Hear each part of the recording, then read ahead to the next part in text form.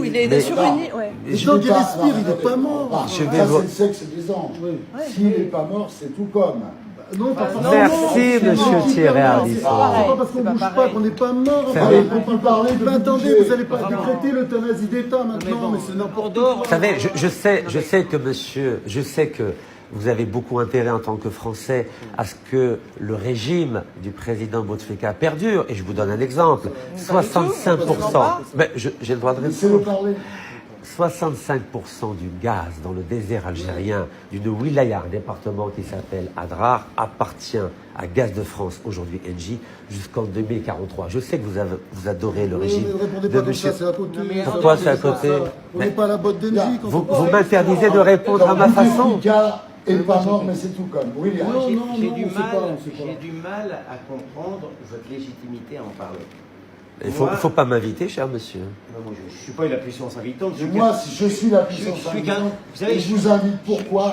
Parce qu'aujourd'hui, en Algérie, qui sont les candidats qu'on connaît à part Rachid? Non, mais excusez-moi, Rachid Nekaz, moi je l'ai connu indemnisant les femmes qui transgressaient la loi française en ce qui concerne le voile islamique.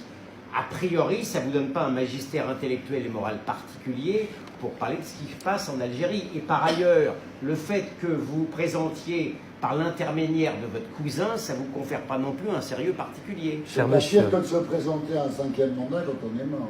Je ne dis pas le contraire. Alors, je peux faire une petite remarque? Mais je vous y invite expressément. Merci. Alors d'abord, ce n'est pas le voile islamique qui est autorisé en France, mais le niqab. Niqab qui couvre, on va dire, le visage dans son intégralité. Si j'ai décidé de payer, et je continue à payer les amendes concernant les femmes qui portent le niqab librement en France et dans 8 pays européens, c'est parce que j'ai une attitude voltairienne. Et je crois que M. François-Olivier Gisbert peut me rejoindre sur cette thématique. Voltaire avait défendu la dignité. Je peux vous donner un cours de philosophie si vous le souhaitez. Non, mais donnez-moi des cours de philosophie. Moi, je sais que vous avez dépensé quand même 317 000 euros vous avez dépensé 317 000 euros pour payer des amendes aux personnes qui portaient des niqabs et vous vous déclarez musulman laïque. Moi, j'ai du mal à suivre. Alors, Voltaire n'était pas protestant, mais il a défendu la dignité de M. Calas, qui avait été condamné par le tribunal, le Parlement de Toulouse. La comparaison n'est pas raison. Je peux finir. Et il a réussi à réhabiliter la dignité et l'honneur de M. Calas. Et Voltaire disait, pour schématiser, même si je ne suis pas d'accord avec ton opinion ou ta philosophie, je me battrai jusqu'à la mort pour que tu aies le droit de l'exprimer. J'ai écrit un livre qui s'appelle Le Voltaire du niqab et qui explique ma démarche et mes combats dans 20 pays depuis 18 ans. Et si je peux me permettre, je défends aussi la liberté des femmes qui refusent de porter le voile en Iran. Je me suis rendu... Vous payez quoi pour elles? Vous payez des maillots de bain? Je vais vous répondre au-delà de la caricature, chère madame. Non, mais vous êtes dans la caricature, monsieur. J'ai fait libérer 29 femmes à Téhéran le 8 mars 2018 parce qu'elles avaient refusé de porter le voile et j'en suis très fier. Première chose, est-ce une raison pour enfreindre la loi et inciter à l'infraction de la loi en France? Première chose, mais surtout, votre exemple qui consiste à citer Voltaire est absolument ahurissant. Pourquoi? Parce que Voltaire s'est battu pour que des gens comme Calas, des gens comme le Chevalier de la Barre, échappe à l'intolérance religieuse qui est exactement celle qui est prônée par l'idéologie que défendent ces femmes qui portent le niqab. C'est-à-dire que ce niqab est une façon de refuser la société en expliquant qu'il y a une barrière et qu'on ne va pas se mêler aux autres. C'est une conception de la séparation qui est le contraire absolu de tout ce qu'a défendu Voltaire.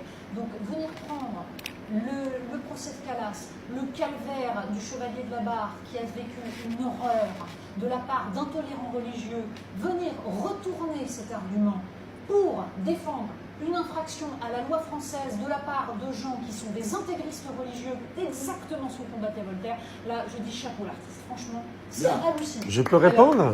Oui, répondez ensuite Raquel. En 2 temps. M. Calas était déjà mort lorsque Voltaire l'a défendu, première chose. Et sinon, quand je paye les amendes, je peux répondre, c'est pas grave. Permettez-moi de répondre, s'il vous plaît. Madame, je peux répondre, s'il vous plaît? Lorsque je paye l'amende, j'annule l'infraction. C'est ce qu'on appelle le droit. Donc je ne suis pas en infraction avec la loi. Ce sont, Madame Polony, lorsque je paie l'amende, j'annule l'infraction. En droit, ça c'est pas vrai, monsieur Nekaz. Si, madame, vous êtes avocate et vous le savez. Ah oui, donc Le justement, principe. Au contraire, quand on a une contravention, vous payez la ça sanction, s'accumule, point barre. Madame, vous madame, payez, mais ça ne l'annule pas. lorsque je paye l'amende, je vais comme vous faire vous aussi un cours de droit. Non, ben, J'annule l'infraction. C'est pas le bon terme. Annuler, c'est pas le bon terme. Je suis prof. C'est pas le bon terme. Madame, en droit, c'est le bon terme. Le paiement de l'amende annule l'infraction. Vous incitez les hommes à imposer un rapport d'avocat à des femmes qui le veulent. Cher monsieur. Monsieur, je ne vous ai pas serré la main, ça ne vous aura pas échappé. Je crois très sincèrement que vous avez préféré la cravate à la barbe. Il me semble que vous êtes un islamiste bon teint, certes, mais un islamiste. Vous cautionnez toutes les dérives de l'islamisme radical en France, vous les incitez, vous êtes un proche ami de Tariq Ramadan, vous avez d'ailleurs manifesté pour sa libération, vous vous targuez d'être proche des milieux islamistes et de pouvoir leur parler. Moi, je ne vous serre pas la main, je pense que si vous êtes l'alternative aux Algériens, l'alternative à Bouteflika en Algérie, je suis très inquiet pour eux. Je peux répondre, Malais, je peux répondre. Vous ne m'avez pas serré la main et donc je ne vous répondrai pas. Non, moi je voudrais juste apporter un truc, un argument un peu plus nuancé. Je trouve que tu es un peu le traité d'islamiste comme ça. Moi je pense que peut-être que c'est une stratégie politique, parce que le New York Times vous a baptisé le Zorro du niqab. Je pense que c'est une manière de caresser dans le sens du poil les barbus pour peut-être séduire les futurs votes conservateurs. Non, c'est pas un islamiste. Je vais vous répondre. Attention. Je vais vous répondre. Revenons un peu à l'Algérie, parce que là on a beaucoup parlé de la France et du niqab et des infractions en France. Ah non, mais je m'étonnais que quelqu'un qui s'occupe de la France et du niqab fasse sa campagne en Algérie. C'est tout ce que je disais. Je n'étais pas sur le fond de la philosophie. Ça, Gilles William, ce sont les Algériens qui décideront quel est le rapport qu'ils ont à M. Nekaz. Je donnais mon point de vue très modeste. Ce qui m'intéresse, c'est de constater qu'après une décennie sanglante et voilà, un rapport à la religion qui est ce qu'il est aujourd'hui en Algérie, on constate un mouvement qui n'est pas marqué par la religiosité. Ce sont surtout des jeunes, des femmes, voilà. Ça n'est pas du tout marqué par la religiosité. Donc, est-ce que vous ne trouvez pas du coup que vous, ce que vous faites en France et ce dont, voilà, ce qui provoque l'indignation à juste titre de mes camarades, est-ce que vous ne trouvez pas que ça pollue le mouvement populaire qui a lieu aujourd'hui en Algérie pour une démocratie politique dans le plus grand pays de notre voisinage français?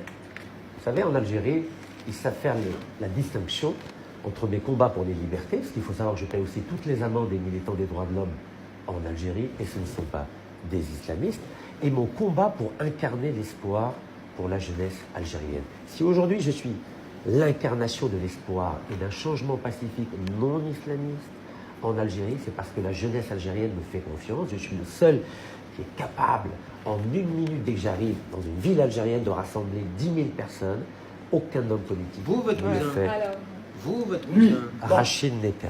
Dernière question, parce qu'aujourd'hui la jeunesse, l'une des choses que demande la jeunesse à la plupart des candidats, c'est de ne pas se présenter justement pour ne pas cautionner cette élection présidentielle. Alors n'avez-vous pas le sentiment qu'en maintenant cette candidature qui est celle de votre cousin, mais quand même c'est une candidature, n'avez-vous pas l'impression d'aller justement à l'encontre de ce qui est demandé par la jeunesse algérienne actuellement? Je vais vous répondre très simplement. J'ai étudié l'histoire et la philosophie à la Sorbonne, et ça me sert pour ne pas réitérer les erreurs qui ont été commises par le passé. Il faut savoir qu'en 1991, le processus électoral a été interrompu par l'armée algérienne, car l'armée ainsi que la société civile ont refusé de voir la victoire du Front islamique. Salut. Ça a sauvé l'Algérie, heureusement. Je peux finir. Qui a gagné. Ça fait une république islamiste de moins. Je suis désolé. Je peux répondre si ça vous embête pas. Allez-y. Donc ce fils, donc Front islamique salut, qu'on l'aime, qu'on ne l'aime pas, qui a gagné démocratiquement. Qu'est-ce qui s'est passé après? Il y a eu 10 années de guerre civile. 100 000 Donc, morts, nous le savons. à tous ceux et celles qui aujourd'hui, en 2019, oublient l'histoire politique algérienne et qui demandent l'annulation de cette élection présidentielle sont, à mon sens, irresponsables. Nous avons des institutions en Algérie. Nous avons la police, nous avons l'armée, nous avons la diplomatie, nous avons un conseil constitutionnel. Je ne souhaite pas qu'il y ait d'ingérence dans mon pays pour qu'il y ait annulation de cette élection présidentielle. Et je souhaite qu'on aille... Je peux finir, s'il vous plaît? Vous vous présentez contre une photo. C'est pas grave. si telle est la décision du Conseil constitutionnel de valider la candidature d'un cadre ou d'une photo, libre au peuple algérien de voter pour un homme qui parle et qui marche. Merci. La conclusion pour vous, Adrien Quatennens. Moi, je voudrais surtout pas qu'on raconte ce qui est en train de se passer en Algérie, parce que je dis que c'est une manifestation, mais moi je considère que c'est un processus de révolution citoyenne, comme on peut en voir d'ailleurs de part et d'autre de la Méditerranée, qu'il s'agisse des Tunisiens, des Marocains du Rif, et souvent d'ailleurs avec des mots d'ordre communs, qui sont ceux de la souveraineté populaire. C'est extrêmement positif, et évidemment que ça pose problème, pour y compris beaucoup de jeunes Algériens, d'avoir potentiellement un président de la République qui n'est plus en capacité de parler à son peuple depuis maintenant plusieurs années. Mais Rachid Nekaz, ma voiture a été embarquée par la fourrière. Est-ce que vous pouvez payer mon amende? Adrien. Je peux rajouter un dernier mot, si c'est possible? Je peux. Vous savez que la France a une responsabilité importante par rapport à ce qui se passe en Algérie, pour une raison très simple.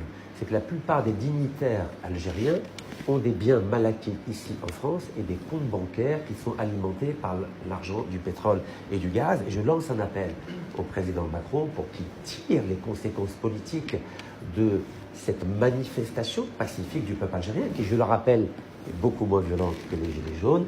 Et je souhaite que le président Macron prenne conscience que si ça dérape en Algérie, il y a un risque d'avoir 2 à 3 millions d'Algériens qui vont quitter l'Algérie sur des bateaux de fortune et qui vont échouer dans le sud de la France, et cela risque d'avoir des répercussions politiques et sociales très importantes en France. C'est faux ce que vous venez de dire. Même pendant la décennie sanglante, il n'y a jamais eu plus de 10 000 Algériens qui sont venus en France. Les Algériens se mobilisent pour sauver leur pays et rester dans leur pays. Madame, certainement pas pour venir ici comme le disent tous les hystériques qui ne voient je peux l'Algérie répondre. comme une grande bande d'Arabes qui vont traverser Je la peux Méditerranée répondre. pour venir ici. Je Ne peux rajoutez répondre. pas Je à peux ce répondre. délire, Il peut répondre quand même. Je peux répondre, j'ai le droit. Bien sûr, mais moi aussi je vous donne mon avis. Bien sûr. Pour parler de 2-3 millions, si pendant la décennie sanglante, on a eu que 10 000 Algériens par année, Raquel, tu n'en sais rien. Mais je vais... Raquel, sois modeste. Permettez-moi de répondre. Sois modeste. Permettez-moi de répondre. Je vous en prie, ça sera le mot de la fin. Depuis 20 ans, 2 millions d'Algériens ont quitté l'Algérie pour venir où?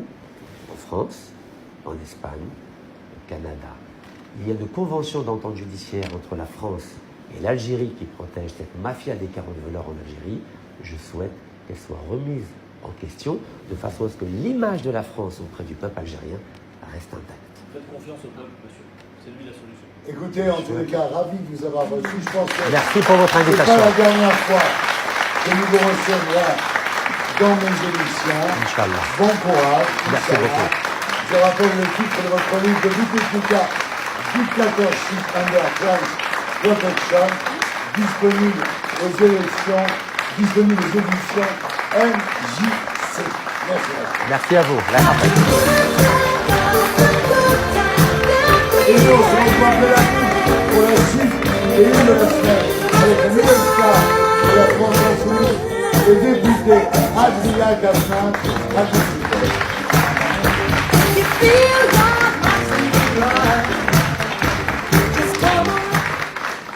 Bon, alors là, on est entre nous. Moi, je vois pourquoi vous êtes tellement agressif avec Rachid. On n'a pas été agressif du tout. Vous êtes agressif. Mais pas du tout. On n'a pas été Pourquoi? agressif du tout. Vous êtes agressif, mais très bien. Moi, si j'étais algérien, je préférerais avoir il s'en est plutôt Rachid bien que sorti. Bouteflika. Mon cher Thierry Ardisson, vous savez que la France m'a affiché S. Et à chaque fois que je suis à la police des frontières, je passe une demi-heure. Ouais, je sais, mais c'est pas grave. C'est déjà bien d'arriver. C'est pour ça que j'en ai pas parlé. Je pense J'en ai que pas vous parlé. avez une bonne chance d'y arriver. Inch'Allah. Par rapport au peuple algérien, tout ça. Parce que aujourd'hui, ils ont besoin de quelqu'un qui est bien, qui présente bien, qui est moderne. Oui, correspond au truc. C'est fini le FLN, c'est fini. C'est Asbin. Mais c'est sûr que le FLN, c'est fini. Pour votre information, ma femme est américaine, elle ne porte pas le voile. Juste pour votre information. Oui, vous voyez, vraiment le truc où vous faites le pire, c'est quand même sur l'ICAD. C'est pas possible. C'est pas une très bonne Je défends la liberté. Vous le savez, je C'est défends pas la liberté. C'est marrant, ça vous intéresse pas ce que je fais en Iran quand je Oui, fais c'est très bien, libérer? mais c'est très bien. Je fais les deux. Mais faites pas l'autre, faites pas l'autre. Il n'y a pas besoin. Je fais les deux. C'est pas comme ça, on va y arriver, c'est trop dur. Merci beaucoup, au plaisir. Hein. Merci encore, à bientôt. On va le faire là, on va le faire là. Merci beaucoup. Bye bye. Je vais vous déséquiper, vous Merci, c'est gentil. Alors il l'a mis au pantalon. Il l'a caché. Ouais.